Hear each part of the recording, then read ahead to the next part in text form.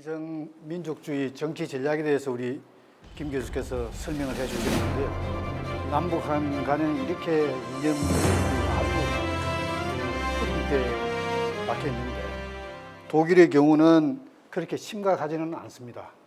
그래서 우리하고는 경우가 좀 차이가 나죠. 하지만은 이 독일 통일은 여러분들도 아시다시피 이 20세기 세계사에서 가장 우리가 경험한 것 중에서 최대 축복된 그 역사, 축복된 사건이지 않습니까? 21세기는 한반도 통일을, 남북한 통일을 우리가 만들어내야 될, 이어내야 될 그런 책임이 저를 비롯해서 여기에 계시는 젊은 학생분들, 미래 세대가 또 이걸 짊어지고 나야 될 그런 큰 일이 될 것 같습니다. 그래서 제가 오늘 발표할 내용은 연구 목적 그리고 변곡점, 통일 과정에서 어떤 자기들이 절차를 겪었는지, 독일 통일의 특징은 어떻게 있는 건지, 이 사람들이 통일을 하면서 어떤 현안, 어떤 과제에 대해서 동서독 사람들이 고민을 했는지, 마지막으로는 오늘 발표 내용의 결론이 될 수 있는 독일 통일 과정에서 드러난 자기들의 실책 그리고 장점, 이런 것을 우리가 어떻게 남북한 통일에 접목시켜 나갈 건지, 그 점에 대해서 제가 설명을 하도록 하겠습니다.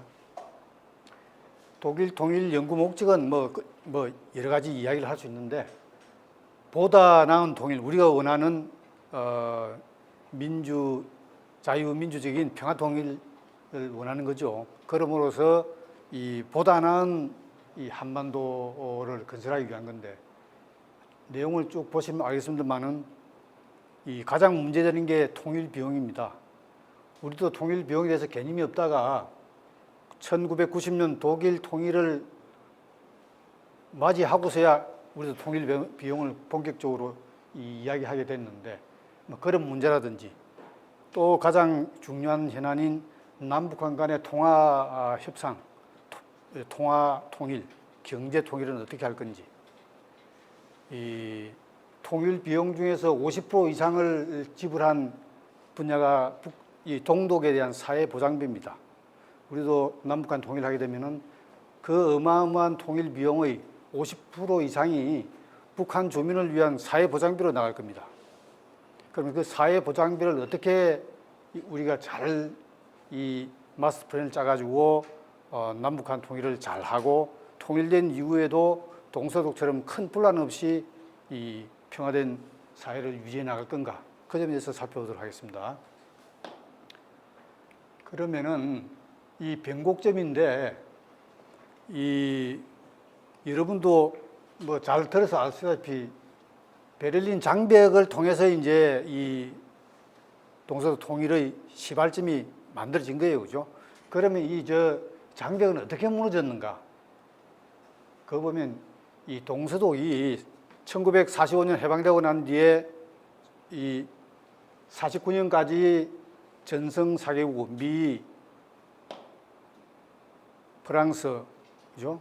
영국, 소련 4개국 밑에서 4년 통치를 받다가 49년간 결국 동맹처럼 뭉치지 못하고 국가가 분리가 되죠.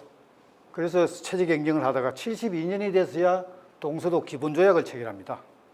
이 동서독 기본조약은 전문하고 간단한 10개 조항에 불과한데, 이게 오늘날 통일을 이룬 밑바탕이 되는 겁니다. 여러분들도 잘 아시다시피 신동방 정책을 추진한 빌리 브란트 전 독일 총리, 그분의 노력에 힘입어 가지고 이 동서독 기본조약을 체결하는데, 이걸 기반으로 해가지고 73년부터 서독의 언론사가 동독에 주재 활동을 하게 되죠. 그리고 또 서독의 이 방송도 듣게 되고, 그때부터 문화 교류가 일어나고 각종 이 상호 방문, 사람들이 왔다 갔다 하게 되고 이 본격적인 교류가 일어납니다. 그게 89년까지, 그러니까 근한 7년 동안 이 교류를 하게 되죠. 이건 우리 남북한하고는 근본적인 차이입니다. 이렇게 서로 교류를 함에 따라서 이제 통일의 밑거름이 만들어지는데 결정적인 것은 동독 주민들이 스스로 깨게 됩니다. 지금 앞 강의에서 이 북한 쪽에 자유사상을 집어넣어야 된다 이런 이야기가 많이 나왔는데 그 당시 동독 주민들이 스스로 깨우치게 됩니다. 깨우치는 그 결정적인 계기는 89년 9월 4일 날 이 동독에 있는 라이프치 시내에 있는 성 니콜라스 교회라고 있습니다. 여기에 월요일마다 모임이 있었던 모양이에요. 그날 1200명이 모여가지고 기도 모임을 하고 시내로 나가서 시가 행진을 합니다. 시위를 한 거죠. 그러니까 이 공산당 독재 못 믿겠다, 개혁을 해달라. 그런 그 원로 모임을 하는데 이게 90년 통일될 때까지 계속됩니다. 동독 전역으로 퍼져나갑니다. 그래서 한참 심할 때는 베를린에 있는 이 광장에 100만 명까지 모입니다.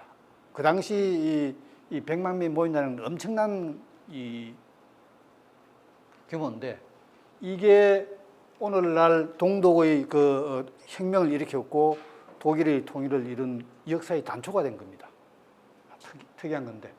그래서 이런 전반적인 이 계획에 힘입어 가지고 89년 한 해만 해서 한 34만 명이 동독에서 서독으로 탈출을 하게 됩니다. 이런 대규모 탈출이 있는 데다가 개혁 시위 촉구가 계속 되니까 이 동독의 장기 집권했던 이 호네커 공산당 서기장도 결국 89년에 사임을 하게 됩니다. 그러면 사임을 하고 난 뒤에도 계속 저런 이 원료 모임의 시위가 계속되고 하니까 결국 동독 정부에서는 모든 개인의 서독 여행을 자유화하는 조건도 없이 자유화시키는 신여행 규정을 발표하게 되는데 그 발표하는 날이 11월 9일입니다. 저녁 6시에 이 동독 정부 대변인이 기자회견을 하면서 설명을 하는데 이 기자들이 그러면 여행 규정이 언제 발효됩니까? 라고 물으니까 그 사람이 갑자기 다른 거 이야기하다 그게 질문이 들어오니까 발효 시점은 다음날 11월 10일 04시에 발효하는 걸 엠바고가 걸려 있었어요. 근데 정부 대변인이 그걸 깜빡하고 머뭇머뭇하다가 지금 당장 발효됩니다. 하니까 저녁 8시에 전 세계에 이제 타전이 되는 거죠. 동서독 이동이 자유롭게 된다. 하니까 대거 동독 주민들이 이 서독으로 향하는 게이트로 검문소로 밀려드니까 결국 장벽이 무너지게 됩니다. 이런 이 동독 주민의 평화혁명의 결실이 이 짧은 시일에 89년 9월에 시작된 건데 장벽 붕괴는 11월 9일 날 무너진 거니까 얼마 안 걸렸어요. 이렇게 짧은 시간에 일이 터진 거죠. 이거는 누구도 기대하지 이제 못한 건데 그게 이제 이 장벽이 무너지고 난 뒤에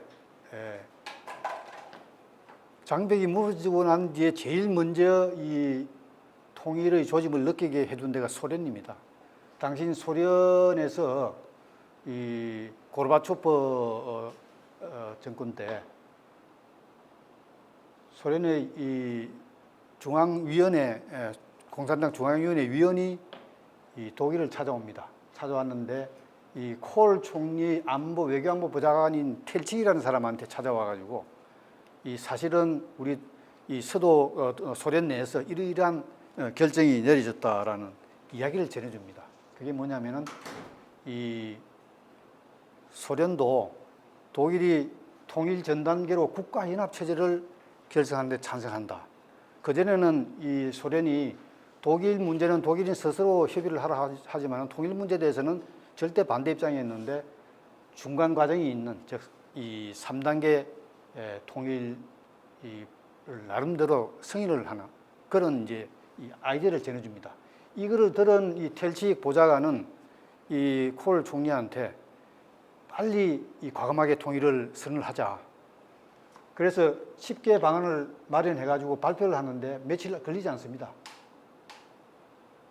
그 정도로 이 급작하게 움직였는데 이 이 아이디어를 전해준 그 당시 고르바초프의 그 밑에는 셰브나제 외무장관, 셰브나제 외무장관 밑에는 체르나예프라는 또 안보부 장관이 있었어요. 이 양쪽의 독일하고 소련의 양쪽 안보 외교의 보좌관들이 이렇게 움직였는데, 그래서 이제 코르의 10개 통일 방안이 이제 나온 게 된 거죠. 처음에 나왔을 때 89년 말에 나왔을 때 영국, 프랑스, 소련은 다 반대했습니다. 하지만은 이 미국만 이게 찬성을 하게 됐죠. 이런저런 이제 과정을 거쳐가지고 독일이 이제 이 통일을 추진하는데 크게 방향이 두 개입니다.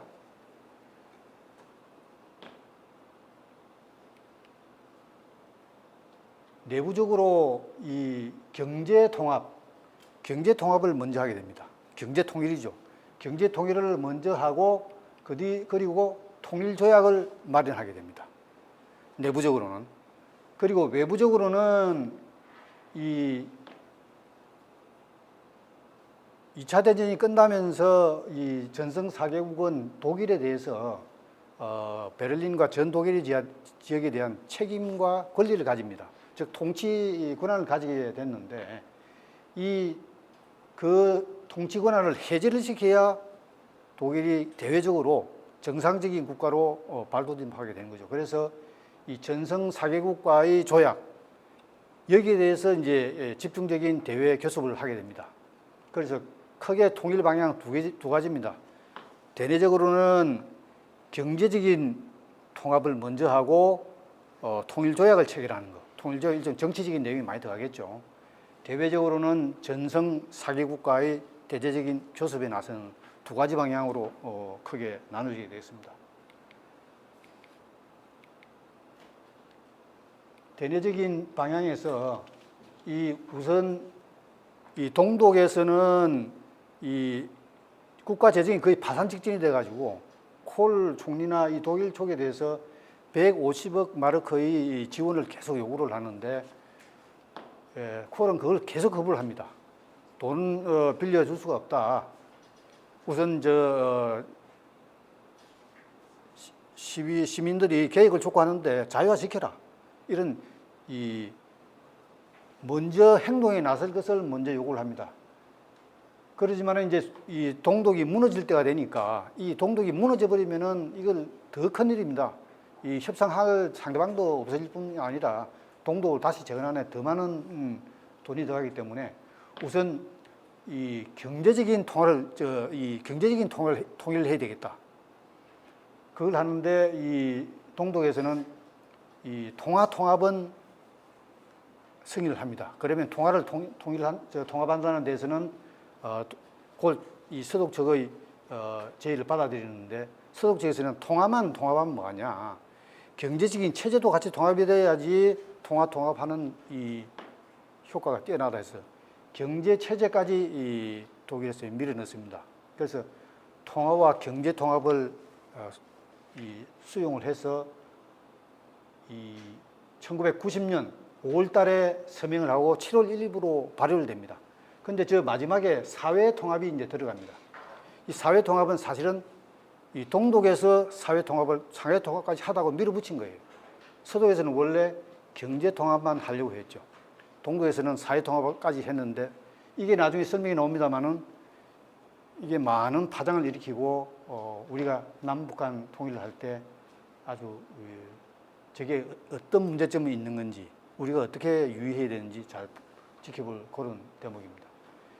이런 과정을 거쳐가지고 정치적인 통일인 통일 조약을 8월 30일 날 서명을 하게 되죠. 그래서 독일의 법적 토대가 이제 마련됩니다.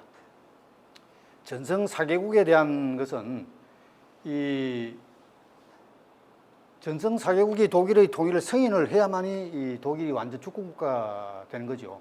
이게 이제 4개국의 이 조약이 서명되기 위해서는 협상이 필요한데 4개국과의 협상이 필요한데 이 4단계를 거칩니다. 아주 이 고난의 이 대외 협상 과정인데요. 이 고난의 협상 과정을 독일은 어떻게 타결을 하느냐? 대부분 이 키는 소련이 지고 있습니다. 그래서 소련에 대한 이 차관 외교 이걸로 이제 돌파를 하게 되죠. 처음에 1차 보원 회담 5월 5일에 열리는데 전날 이 셰바네제가 이 겐시의 외상을 찾아와 가지고 야 50억 마르크 좀 차관을 좀 해줄 수 있느냐. 그래서 5월 4일 날이 제의를 받았는데 콜 총리가 텔직을 모스크바에 급파해서 이 셰바네즈 고르바초프의 안보부장관 체르나페예프와의 협상을 통해서 50억 마르크를 제공하기로 합니다. 그걸 보름 만에 결정해서 전달합니다. 이런 50억 마르크를 차관 제공을 받은 고르바초프는 그 당시에 고르바초프는 이 국내적으로 보수파의 공격이라든지 아주 곤란한 상황에 처해져 가지고 돈이 엄청나게 필요했죠. 50억 마르크라는 엄청난 돈을 받으니까 미국을 방문했을 때 부시와의 백악관 회담 때 뜻밖에도 말이죠. 모든 국가는 헬싱키 최종의정서에 그러니까 이 유럽 안보 협력 회의 있죠. CSCE 유럽 안보 협력 회의의 헬싱키 그 최종 의정서에 따라서 동맹체를 선택할 권리가 있다고 밝힙니다. 이게 무슨 뜻이냐면은 독일 통일 과정에서 가장 핵심 이슈가 뭐냐면은 통일된 독일이 나토에 잔류를 시킬 거냐 말 거냐. 미국으로서는 이 독일이 나토에 잔류를 해야만이 이 유럽에 대한 영향력을 행사하는 기반이 마련됩니다. 독일이 나토에 탈퇴해 버리면은 이 미국이 전후의 구라파에 대한 전략 중에 골간인 나토 체제가 무너지는 거죠. 그래서 이 소련도 물론 이 독일 통일이 이 나토에 잔류한 것을 반대했죠. 그런데 이런 차관을 받고 난 뒤에는 동맹체를 선택할 권리가 있다. 그러니까 바르샤바 조약 체제도 아니고 나토에 체류할 권리가 있다고 봐졌고 부시가 다시 확인을 합니다. 야, 그거 참말이냐? 부시도 이야기를 했는데 옆에 이 베이커 국무장관이 노트를 써줍니다. 제가 다시 한번 확인했어요. 통역을 통해서 다시 이제 거듭하는 그런 해프닝까지 벌어질 정도로 소련의 입장이 바뀝니다. 2차 회담 때, 지금 밑에 사진이 있습니다만은 사진에 이제 앉아있는 제일 왼쪽이 겐시 회장이고 고르바초프고 이쪽이 이제 콜 총리죠. 위쪽에 제일 왼쪽이 텔직 안보부 장관입니다. 셰바네제 뒤쪽이 독일 재무장관이고 이쪽에 보면은 라시아 고르바초프 와이프가 있고 그 옆에 아파나셰프 러시아 외무장관이 있는데 저게 이 키르키즈 카프카즈에서 이제 모스크바 회담을 하고 난 뒤에 카프카즈로 이동을 해가지고 잠시 담소하는 그런 사진인데 저런 사진이 독일 통일 두드리면은 사진이 많이 나옵니다. 아주 유명한 사진인데요. 저기에서 모든 외교 안보 군사 문제가 타결됩니다. 그러니까 이 50억 마르크의 차관의 효과가 이렇게 계속되는 겁니다. 여기에서 소련군 철수식이라든지 독일 병력 상한선 문제라든지 여러 가지 중요한 외교 안보 군사 문제가 여기서 일괄 타결됩니다. 그래서 그 당시에 이 카프카즈의 기적이다 뭐 그런 신문기사도 이제 많이 나오겠죠. 3차 회담, 4차 회담을 거쳐가지고 결국은 이 전성 4개국이 독일의 통일을 승인하는 조약을 체결하는데 초기에 그 4차 회담을 앞두고 일주일 전에 돌발 변수가 생깁니다. 셰바네제가 이 겐시한테 편지를 보냈는데 야 소련 군부에서 이거 소련군 철수 비용 철수 시간이 많이 걸려가지고 이 금방 철수 안 된단다. 150억 내지 160억 마르크를 또 요구합니다. 결국 이 텔치익 보좌관하고 고르바초프 보좌관하고 협상이 안 돼가지고 콜이 직접 나서서 고르바초프하고 통화를 하는데 결국 돈으로 해결하게 되죠. 150억 마르크를 주기로 결정을 합니다. 저기에 관해서 이 콜 총리는 자신의 회고록에 보면은 저때 정말 기분이 나빴다. 하지만은 이 고르바초프가 저런 제시를 하지 않았더라면 독일이 통일됐을까라고 하는 그런 회고록 내용도 나옵니다. 이 4차 회담에서 이제 조약을 체결하게 됐는데 이런저런 이유로 해서 독일은 1990년 1년만 해도 소련에 대해서 240억 마르크의 재정 부담을 지는 그런 조약에 서명하게 된 거죠. 이제 독일 이제 통일됩니다. 90년 들어서 독일 동독도 통일 준비하고 유럽안보 협력회의에서 회의를 해가지고 나름의 독일 통일을 이제 인정을 해주는 그런 과정이 형성이 됩니다. 10월 3일 날 이 베를린에 있는 국회 의사당 앞에 저런 모임이 있었고 기념식을 했죠. 100만 명의 시민이 모였는데 그 당시에 이제 비아진트 아임포크라 우리는 하나다라고 하는 저게 동독 시민들이 저런 구호를 이 통일 과정에서 이 베를린 장벽이 붕괴된 이후부터 계속 저 구호를 부릅니다. 그러니까 동독 시민들의 이 각성, 그게 통일을 이끌어낸 기반이 됐다고 볼 수 있죠. 그 이후에 이제 폴란드에 대한 국경 조약도 약속을 이행을 했는데 이 2차 대전이 끝나면서 저게 소련에 빼앗긴 영토가 폴란드가 저렇게 빼앗겼습니다. 빼앗긴 만큼 폴란드는 또 동독을 치고 들어와 가지고 독일로부터 영토를 이제 가지게 됐죠. 그래서 결국 이 독일이 통일되면서 국경선이 지금 저 종전 이후에 꺼진 저 선을 그대로 인정하는 걸로 하게 됩니다. 그러면서 이 독일은 과거 동독 이 2차 대전 전 국토의 한 이 4분의 1을 잃게 되는 그런 손해를 보면서 통일을 하게 된 거죠.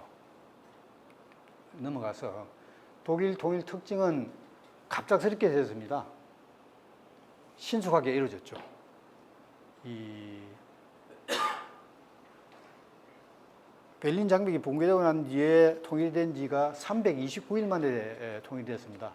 그래서 텔치 외교안보 보좌관의 회고록에 329타악에 329일이라는 그런 회고록이 있는데 그렇게 빨리 됐습니다.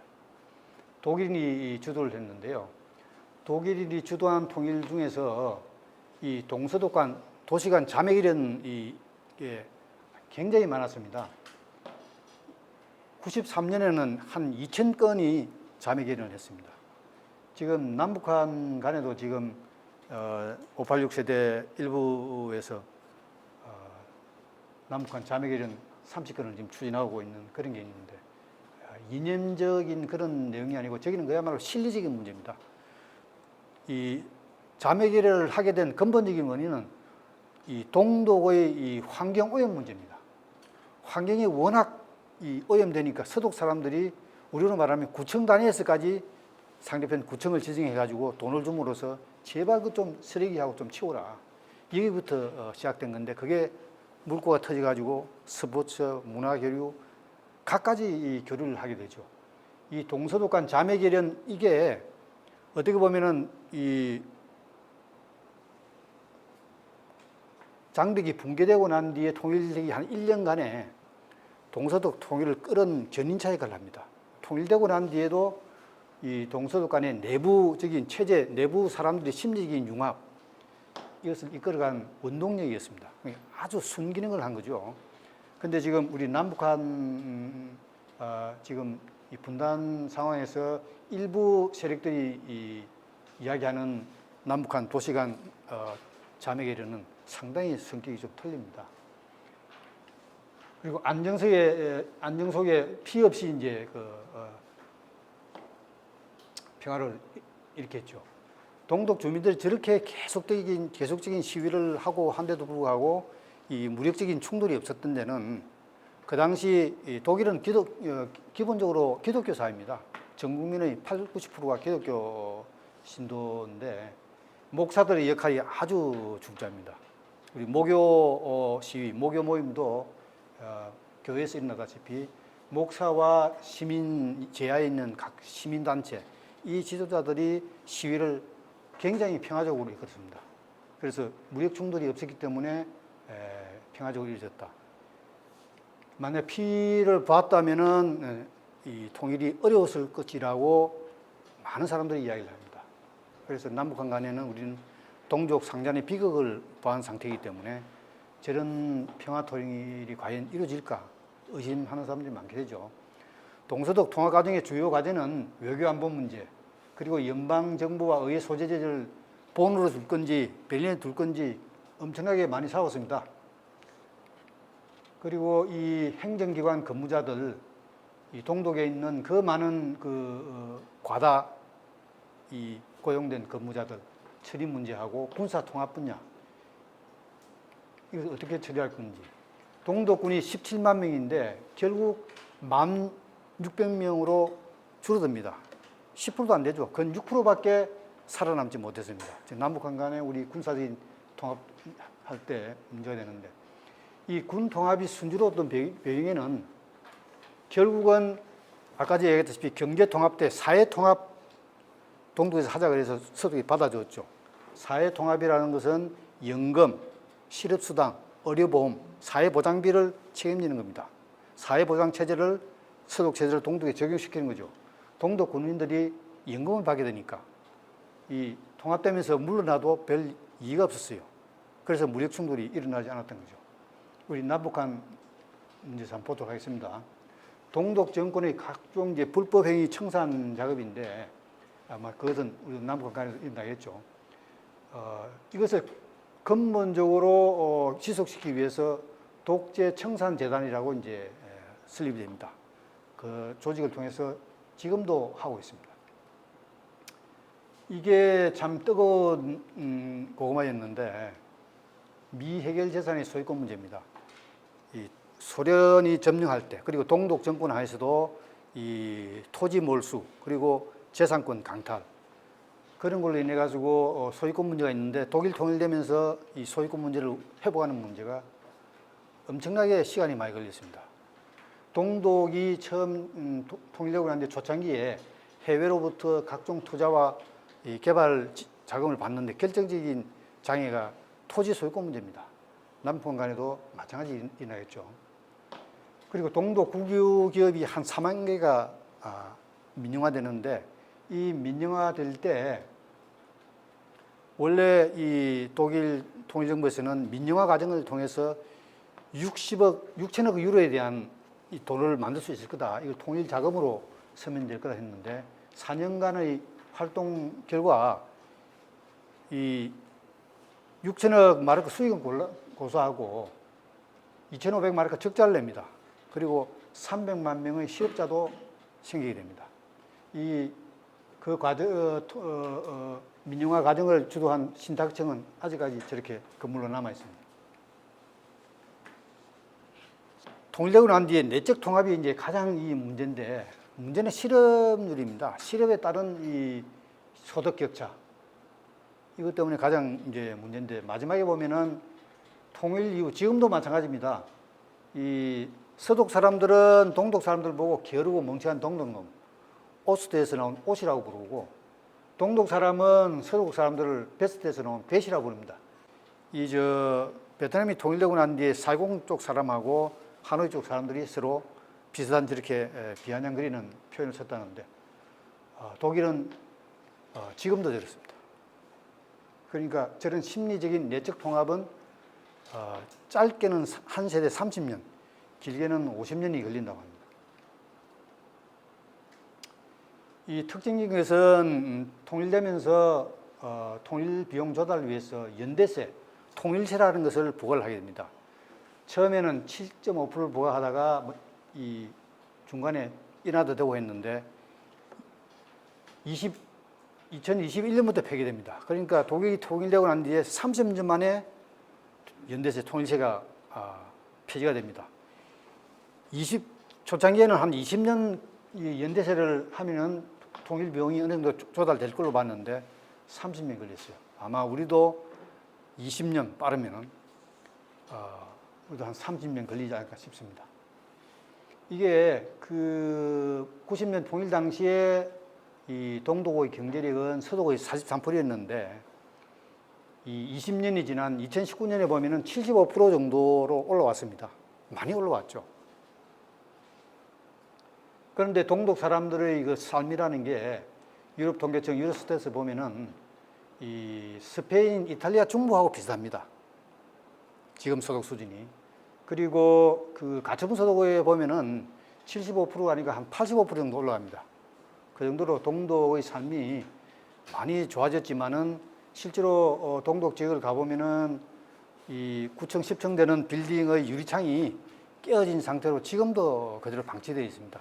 그러니까 이 단순히 지표상으로 나타난 거하고 실제로 가보면은 차이가 많은데, 차를 달리면은 서독 지역이다 하면 자동차가 많이 울울합니다.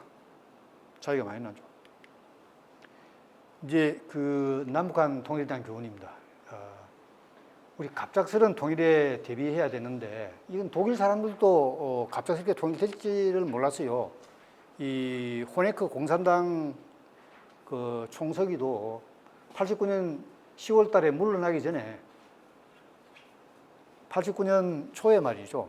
이 통일 장벽은 앞으로 50년, 100년은 지탱될 거다라고 호언장담을 했던 사람인데 1년도 안 돼서 자기도 물러나고 붕괴가 됐습니다. 브란트 신동방 정책으로 유명한 그 브란트 총리도 89년 10월 말에 우리 한국에 와가지고 서독 통일은 아직 멀었습니다. 남북한 통일가 더 잘 될 거요 했는데 10일 만에 베를린 장벽 무너지고 1년도 안 돼서 독일이 통일됐습니다. 저렇게 갑작스럽게 왔어요. 우리도 어떤 단초에서 어떤 시발점으로 인해서 촉발이 될지는 모르지만은 우리도 갑작스럽게 올 가능성이 있지 않겠습니까? 핵무기를 다량 보유한 소련도 저렇게 갑자기 붕괴될 정도니 갑자기 오겠죠. 문제는 이 통일 과정에서 독일인들이 한 실수 중에서 가장 큰 게 이웃인 동독을 잘못 알았다는 겁니다. 이게 가장 큰 실수예요. 이 가장 큰 실수로 인해 가지고 엄청난 실책을, 정책적인 실패를 많이 보게 됩니다. 밑에 이제 실책이 나옵니다만은 콜 총리도 회고록에서 이야기를 합니다. 이 우리가 알았던 동독 공산 정권의 실상이라는 것은 그 사람들이 선전물을 뿌리는 그 자료에 의해서 우리가 파악한 그 내용에 불과하다. 공산 정권 최대의 사기술에 놀아난 거다. 여러분들도 알다시피 서독의 그 각종 연구소는 아주 조직이 잘 되어 있습니다. 그리고 연구원들도 쨍쨍하고. 그런데 그 사람들이 막상 통일되고 난 뒤에 이 동독에 대해서 보고서를 제출하는데 엉망입니다. 막상 열어보니까 동독의 경제력이 형편이 없습니다. 그 대표적인 케이스가 동독 국유기업의 민영화 과정에서 6천억 유로라는 이 이익이 날 걸 생각했는데 2,500 유로 마이너스가 나버렸죠. 평가 가치가 8,500억 유로의 차이가 나버립니다. 8,500억 유로면은 그 당시에 통일비용 1년치가 1,000억 유로 정도 됩니다. 8년치의 통일비용이 이 동독에 대해서 잘못 알았기 때문에, 동독 기업체의 실상에 대해서 잘못 알았기 때문에 결정적인 저런 실책을 하게 됩니다. 이 동독 사람들은 동독 사람들이 90% 이상, 92%가 서독 방송을 청취를 했어요. 그 정도로 잘 안다고 했는데도 실상을 내서 몰란 겁니다. 우리 경우는 북한에 지금 뭐 지하 자원이 이제 많다고 하는데 이걸 잘 하면은 통일 비용을 좀 조달하지 않겠냐. 그렇지 않다는 거죠. 우리가 국제사회의 지지를 확보를 해야 됩니다. 우리가 지금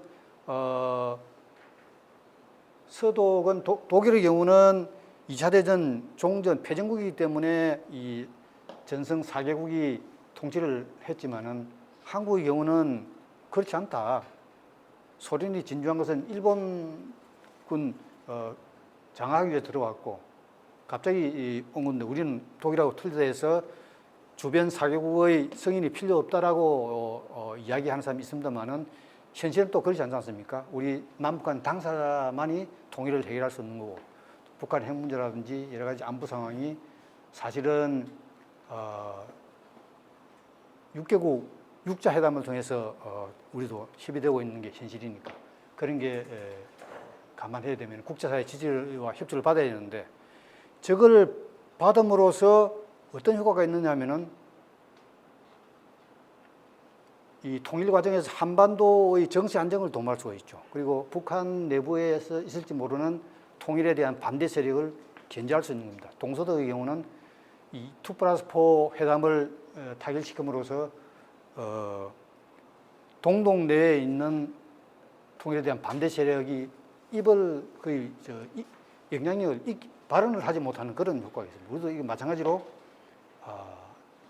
이걸 해야 되는데 문제는 국제사회의 지지와 협조를 구하는 과정에서 우리가 하나 알아야 될 게 외교 방향이 큰 두 줄기입니다. 하나는 체코, 폴란드, 헝가리로 탈출한 동독 주민들을 무사히 서독으로 데려오는 송환 문제하고 그리고 이제 2+2 회담입니다. 이 송환 문제인데 엄청난 인력을 데려왔죠. 현장에서 이 겐셔 장관이 직접 보좌관들하고 체코, 헝가리 가서 데려오기도 했는데 그 당시 겐셔 장관은 이 심장병이 있어가지고 의사하고 간호사들 장비를 가지고 다니면서 직접 현장에서 뛰었어요. 결국 겐셔 장관도 심장병으로 타결을 하게 됐는데 이 탈출한 동독 주민들을 데려오는 저 문제가 아주 중요한 게 이게 만약 실패로 돌아갔더라면은 동독 내에 있는 주민들의 그 개혁 촉구 시위 계속되는 그 개혁 촉구 시위가 동력을 상실했겠죠. 그러면은 이 동독 정권이 각성을 해가지고 개인들의 이 서독 여행을 자유화시켜주는 국외 여행 자유화 조치도 없었을 테고 그게 없었으면은 베를린 장벽도 붕괴되지 않았을 거예요. 그래서 이 동독 주민들 데려오는 게 중요한데 마찬가지로 우리도 지금 우리 국내에 3만 한 5천 명의 탈북민이 있습니다. 중국에는 더 많겠죠. 그 사람에 대해서 우리가 많은 신경을 써야 됩니다. 잘 관리를 해야 되고 처우를 잘 해야 되는 게 만약 돌발 사태로 인해 가지고 북한 내에 이 문제가 있을 때 이 우리 한국에 있는 탈북민들 그들로 인해서 넘어가는 이 한국의 이 자유세계 조금 물들은 북한 사람들 그 사람들이 동독의 경우 혁명을 일으킨 그 씨앗이 될 수가 있다는 거예요. 그래서 탈북민들에 대한 우리 이 정부의 정책이 아주 지금과 같이 이런 식으로 무시하는 쪽으로 나가면 안 되겠습니다.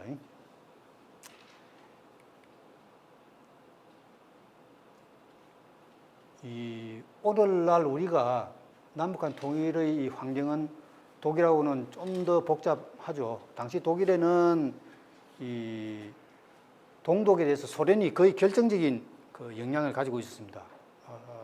동독에는 소련군이 34만 명이나 주둔하고 있으니까 동독 자체에 17만 5천 명 동독군은 영향이 없었죠. 그런 영향력을 가진 국가가 이제 그때는 있었고 다자안보 기구라든지 나토와 같은 그리고 이시와 같은 경제적인 이 다자 모임이 있어가지고 서독의 어떤 움직임에 의해서 지지해줄 그런 국제적인 조직이 있었지만은 우리 지금 한반도에는 남북한 간에는 그런 조직이 없어요. 그래서 아주 우리가 이 불리한 입장인데 그래서 이게 우리한테는 큰 부담이 될 겁니다. 겐시어 외상의 이야기는 우방국을 많이 가지는 건 좋지만은 핵심 우방국을 확보를 하라 그런 이야기입니다. 북한과의 교류 확대가 이제 동서독의 경우도 통일을 하게 된 밑바탕이 됐는데 우리도 중요하죠.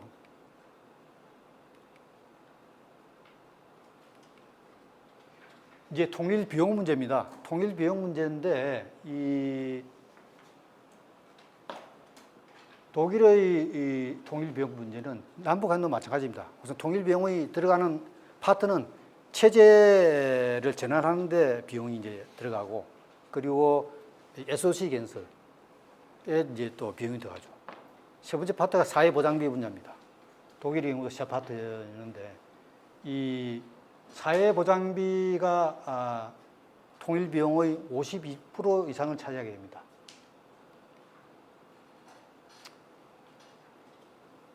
예, 사회보장비가 나오죠. 예.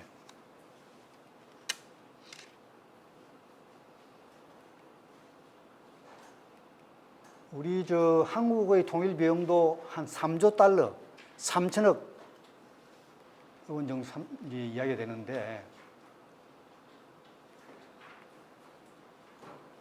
마지막으로 이제 우리도 북한에 대해서 사회보장비 이 문제가 이제 큰 관심거리가 되겠죠. 이 사회보장비에 대해서는 여러 가지 비판적인 시각이 많습니다. 이 사회보장비를 일거에 동독에 왜 적용을 해줬냐?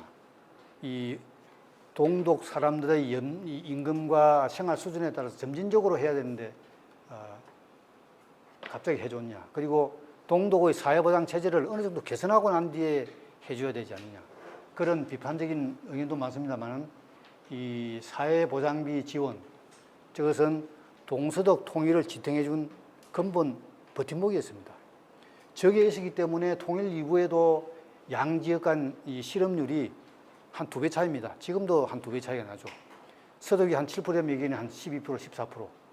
그런데도 동독 사람들이 큰 저항하지 않고 큰 무리 없이 지금도 열심히 살아가는 이유가 연금제도입니다. 사회보장비 문제. 저기에 의해서 이 군사적인 통합도 무리 없이 일어났고 버팀목이 됐죠. 북한 내 몰수재산, 이거 이제 가장 이 문제인데, 우리도 북한 지역에 대한 개발을 위해서는 이 소유권 문제에 대한 분쟁, 통일 초기에 해결해야 됩니다. 학자들은 통일 초기 한 3년 만에 다 해결해야 제대로 북한 지역 개발이 될 거다.